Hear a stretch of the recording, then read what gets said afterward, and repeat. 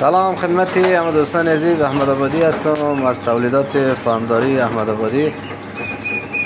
آقای جناب یوسفی صاحب فیلمرغا 50 دانه 50 قطعه گرفتیم، بسته بندی کردیم.